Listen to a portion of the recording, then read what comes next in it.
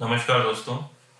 कुछ समय पहले हमारे एक व्यूअर ने हमसे हाइड्रोनेफ्रोसिस से रिलेटेड वीडियो पे डिस्कस करने के लिए सुझाव दिया था और ज़रूरत अपनी बताई थी।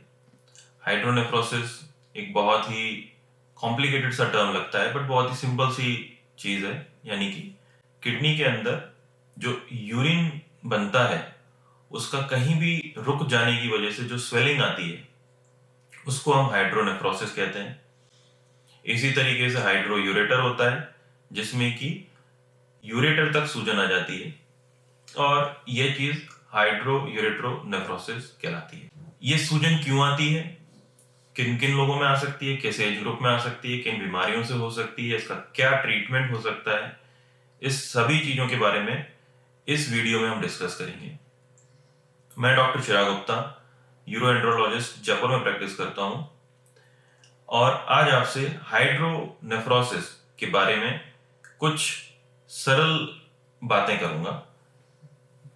हाइड्रोनेफ्रोसिस कहीं भी किसी भी यूरिन के रास्ते में रुकावट आने वाली जो प्रॉब्लम है उसकी वजह से होने वाला जो यूरिन का कलेक्शन है किडनी के अंदर, किडनी के कलेक्टिंग सिस्टम के अंदर, वह हाइड्रोनेफ्रोसिस कहलाता है।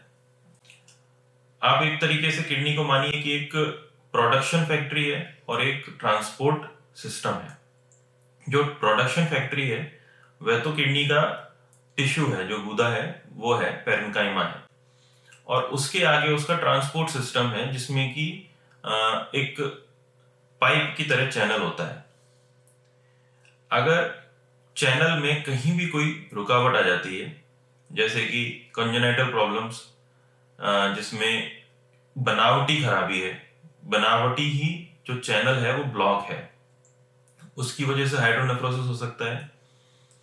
या फिर कोई स्टोन हो जाता है जो कि फंस जाता है जाके उस चैनल में, उसकी वजह से हाइड्रोनेफ्रोसिस हो सकता है।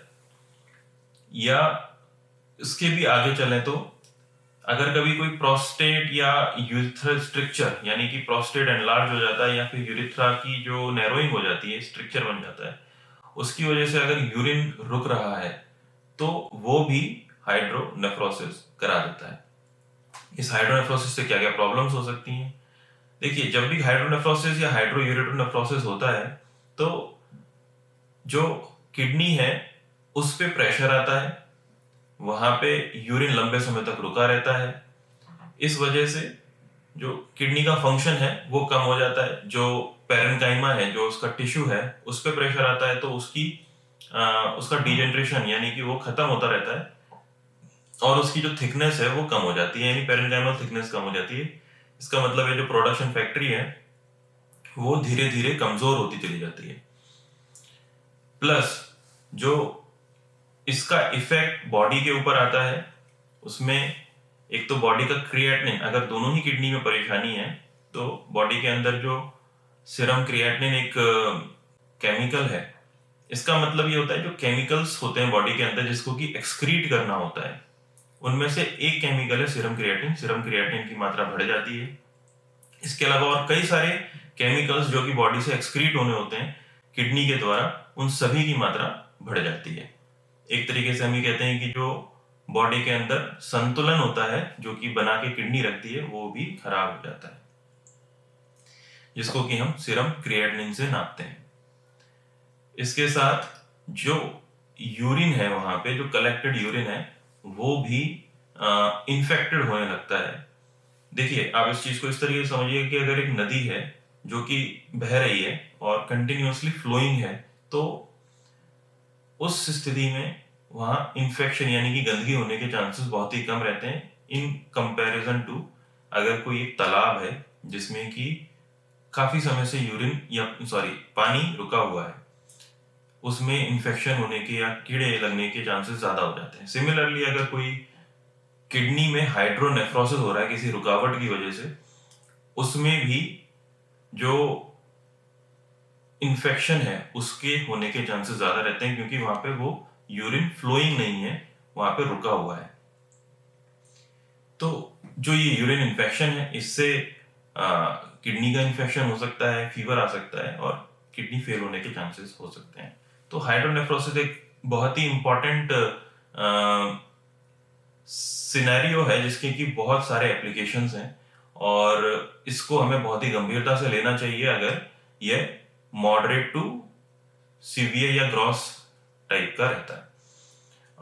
विभिन्न तरह की बीमारियों की वजह से होता है। सबसे पहले पता किया जाता है कि एक्चुअल में बीमारी कौन सी है और उसी के हिसाब से उसका ट्रीटमेंट भी किया जाता है। कई बार इस हाइड्रोनेफ्रोसिस को कंट्रोल करने के लिए हमें एक टेम्पररी डिजेस्टेंट टाइप की चीज भी बॉडी के स्टेंट भी बॉडी के अंदर डालना पड़ता है। तो दोस्तों, अगर किसी को भी ये हाइड्रोनेफ्रोसिस है तो उसे अपनी किडनी की हेल्थ पे कुछ और समय देके उसको पूर्ण तरीके से ट्रीट कर लेना चाहिए, नहीं तो फिर ये किडनी फेल के भी चांसेस पैदा कर सकता है। मैं डॉक्टर चिराग गुप्ता आशा करता हूं कि मेरी इस इंफॉर्मेशन से आपको अपने और अपने परिजनों के हाइड्रोनेफ्रोसिस के प्रॉब्लम को ट्रीट करने में कुछ मदद मिलेगी और आप मेरे चैनल को लाइक, सब्सक्राइब और शेयर करें और इसी तरीके से मेरे से जुड़े रहें। अगर आपको किसी और टर्मिनोलॉजी या फिर बीमारी के बारे में कोई इंफॉर्मेशन चाहिए तो प्लीज जरूर कमेंट करें। Thank you. ठीक है।